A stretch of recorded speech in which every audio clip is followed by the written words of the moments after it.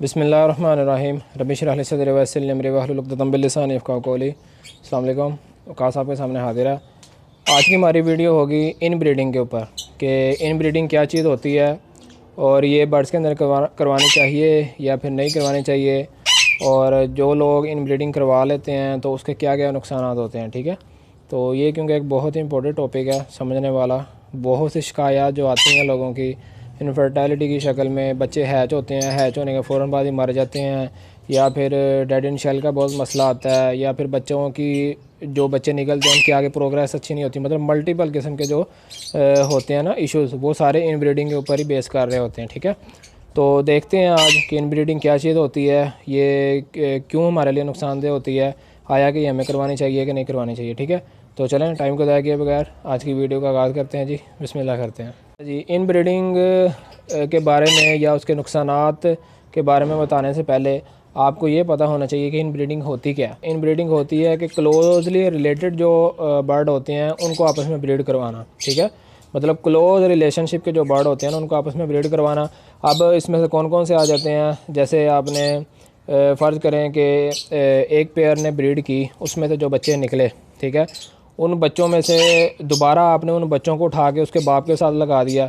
मतलब बेटी को बाप के साथ लगा दिया ब्रीड के लिए, या बेटे को माँ के साथ लगा दिया ब्रीड के लिए, या बहन भाइयों का आपस में कोई जोड़ा लगा दिया। ठीक है, मतलब ये जो क्लोजली रिलेटेड जो बर्ड होते हैं ना आपस में, इनको आपस में ब्रीड करवाना क्या कहलाता है, इन ब्रीडिंग कहलाता है।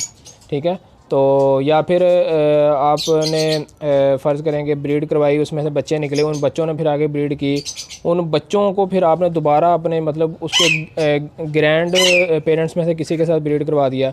मतलब ये आपस में जो रिलेटेड बर्ड होते हैं ना आपस में, जो एक मतलब जो रिश्तेदार जो आपस में चल रहे होते हैं आपस में, उनको आपस में ब्रीड करवाना हमारा क्या कहलाता है जी, इन ब्रीडिंग कहलाता है। ये बहुत ज़्यादा नुकसानदेह होता है। अब इसके नुकसानात क्या होते हैं उसके बारे में बात करते हैं।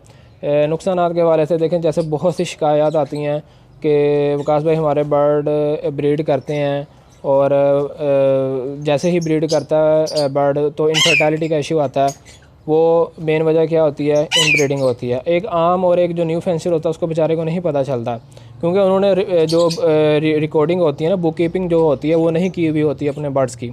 इसलिए ये जो पीछे आपको चार्ट वगैरह नज़र आ रहे हैं, ये जो वाइट वाइट बॉक्सेस के ऊपर चार्ट लगे हुए हैं, इनका मकसद यही होता है कि आपको जब सीज़न ऑफ हो जाए, आपने जब आपके पास जो जो चिक्स निकले हों, आपने उनको अपने रिंग पहनाए होते हैं, उनका पूरी बुक कीपिंग की होती है, रिकॉर्ड कीपिंग की होती है। आपको पता होता है कि भाई ये फ़लाँ बच्चा इसमें से निकला हुआ, उसको मैंने इसके साथ नहीं लगाना, ये फ़लाँ बच्चा इसमें से निकला हुआ, उसको मैंने इसके साथ लगाना कि नहीं लगाना, आपको सारा पता होता है, आइडिया होता है। लेकिन जो एक न्यू फेंसर होता है उसको बेचारे को इस चीज़ों का नहीं पता होता। वो क्या करता है, वो फिर उन्हीं बर्ड्स को आपस में लगाता रहता है। फिर एक टाइम आता है कि उसके बर्ड्स की कैपेसिटी जो होती है, जो प्रोडक्शन होती है, वो इतनी कम हो जाती है कि वो बेचारा परेशान हो जाता है कि मेरे पास प्रोडक्शन आ क्यों नहीं रही, वजह क्या बनती है। ठीक है, तो ये इसलिए ये जो बुक कीपिंग होती है या ये रिकॉर्ड कीपिंग जो होती है, ये बहुत ज़्यादा ज़रूरी होती है। ये आप लोगों ने भी करनी चाहिए।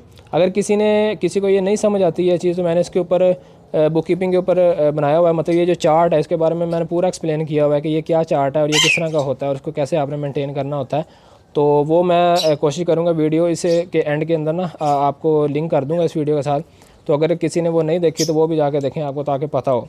वैसे हर ब्रीडर का अपना चार्ट होता है, उनको मेंटेन करने का, उनको रिकॉर्ड करने का अपना तरीका होता है हर ब्रीडर का। मैं चूँकि इस तरह से रिकॉर्ड करता हूँ, इनको फिर मैं शीट्स को क्या कर देता हूँ, कन्वर्ट कर देता हूँ एक्सेल की शीट के ऊपर।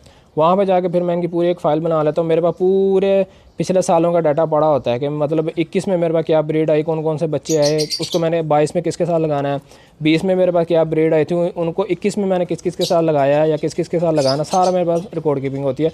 तो ये करनी बहुत ज़रूरी होती है। अच्छा, मैं बात कर रहा था इन ब्रीडिंग के नुकसानात की।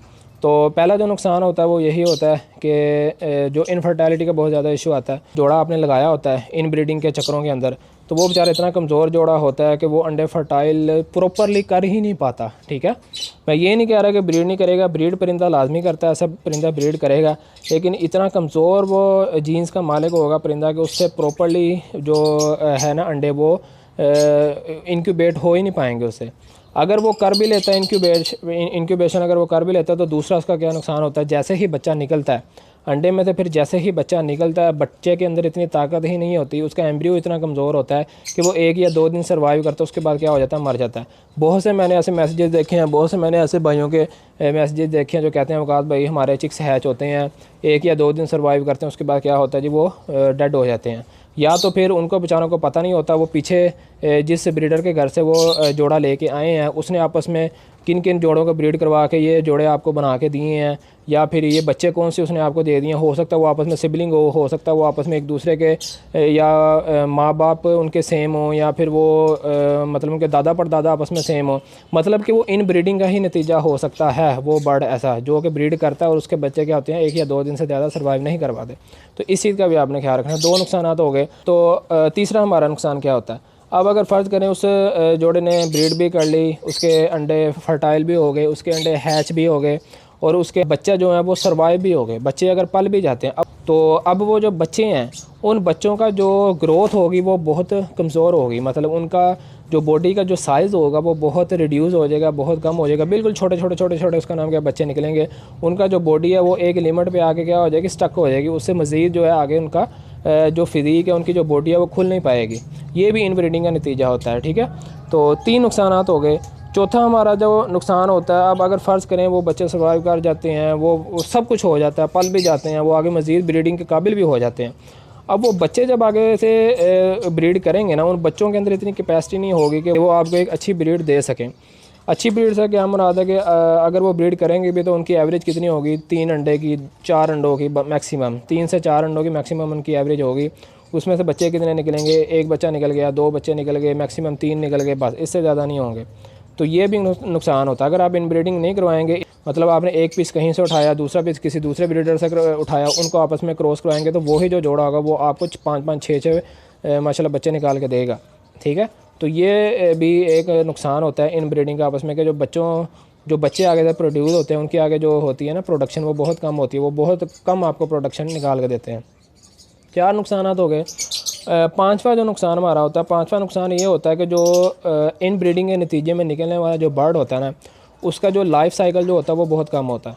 ठीक है, वो इतना कमज़ोर बर्ड होता है कि वो अगर ब्रीड करता भी है, अगर वो ब्रीड करता है तो उसका जो ब्रीडिंग साइकिल जो उसका होता है ना वो बहुत कम होता है, मतलब चंद साल वो सिर्फ ब्रीड कर सकेगा, तो कुछ सालों के बाद वो ब्रीडिंग के काबिल नहीं रहेगा वो बर्ड। ठीक है, तो ये कुछ नुकसान होते हैं जी इन ब्रीडिंग के, तो आप लोगों ने इससे बचना है। ठीक है, आप लोगों ने कभी भी ये इन ब्रीडिंग की तरफ नहीं जाना, तो कोशिश किया करें कि डिफरेंट ब्रीडर से जो है वो बर्ड उठाया करें। लाजमी नहीं कि एक ही ब्रीडर के घर आप गए उसी से जाके आपने 15 पीस 20 पीस 25 पीस या 100 पीस जितना भी आपने उठाना सारा उठाया, उनको आपस में ब्रीड करवाया, वो बहुत ज़्यादा चांसेस होते हैं कि वो इन ब्रीडिंग के अंदर शुमार होंगे। ठीक है, क्योंकि एक ही ब्रीडर के घर से आप उठाएंगे तो ज़ाहिरी बात आपको पता होगा वो फिर वही ब्लड लाइन घूम रही होती है उसके पूरे शेड के अंदर। तो कोशिश किया करें जो एक न्यू फैंसर है उसको, ये बहुत बड़ा टिप मैं बता रहा हूँ, बहुत बड़ा टिप बता रहा हूँ कि जो न्यू फैंसर है उसको कोशिश करनी चाहिए कि 3-4 पीस एक के घर से उठा लिए, 5 पीस एक के घर से उठा लिए, 6-7 पीस किसी तीसरे ब्रीडर के घर से उठा लिए, फिर 3-4 पीस किसी चौथे ब्रीडर के घर से उठा लिए। इस तरह के आपने पीसेस उठाए, तो उन पीसेस में से भी आपने क्या करना है कि अब जो एक मेल आपने एक घर का अगर लिया तो उसकी जो उसके साथ जो आपने फीमेल लगानी है वो किसी दूसरे घर की लगानी है। ठीक है, इसी तरह अगर आपने कोई दूसरा पेयर तैयार करना, उसकी अगर एक फ़ीमेल आपने एक घर के लिया तो उसके साथ जो मेल लगाना वो किसी तीसरे या चौथे घर का लगाना, इस तरह से आपने पेयरिंग करनी है। तो इंशाल्लाह आप खुद ही देखेंगे इसके बाद कि आपके पास जो प्रोडक्शन आएगी, आपको जो रिज़ल्ट होगा बहुत ही अच्छा होगा। माशाल्लाह 5-5 6-6 अंडे भी आएंगे और सारे हैच भी होंगे, बच्चे भी इतने निकलेंगे और माशाल्लाह बड़ी अच्छी प्रोडक्शन आएगी। ठीक है जी, तो ये आज कुछ बेसिक चीज़ें थी इन ब्रीडिंग के बारे में, मतलब बेसिक जो चीज़ें थी वो आपको बता दी हैं। अगर मज़ीद इसके बारे में डिटेल में हम जाएंगे तो वीडियो बहुत ज़्यादा लंबी हो जाएगी। इसकी रिसर्चेस के बारे में अगर हम जाएंगे, क्योंकि अंग्रेज़ों ने गोरों ने इसके ऊपर बहुत ज़्यादा रिसर्च किया और बहुत लोगों का यही उसका नाम क्या, जो बड़े बड़े जो ब्रीडर हैं उनका यही कॉन्सेप्ट है कि इन ब्रीडिंग नहीं करवानी चाहिए। अब इसकी मज़ीद रिसर्चेस के बारे में अगर मैं आपको बताना चला जाऊँगा, या जो आर्टिकल मैंने पढ़े हैं उसके बारे में अगर मैं आपको बताना चला जाऊंगा तो वीडियो बहुत ज़्यादा लंबी हो जाएगी। जो निचोड़ था, फ़र्ज़ करें कि जो जितना मैंने इसके बारे में पढ़ा है उसमें से तकरीबन मैंने आपको 10 से 15% आपको बता दिया जो बेसिक्स चीज़ें हैं। मज़ीद इसकी रिसर्च के बारे में इंशाल्लाह जैसे जैसे वीडियो आती जाएंगी उसके अंदर आपको मज़ीद गाइड कर दिया जाएगा। ठीक है जी, तो ये आज की वीडियो थी। और मुझे उम्मीद है आपको इससे कुछ फ़ायदा हासिल हुआ होगा। तो नेक्स्ट वीडियो तक वकास को दीजिए इजाज़त। अपना और अपने माँ बाप का बहुत ज़्यादा ख्याल रखिएगा। मुझे दुआओं में लाजमी याद रखिएगा। अल्लाह हाफ़िज़।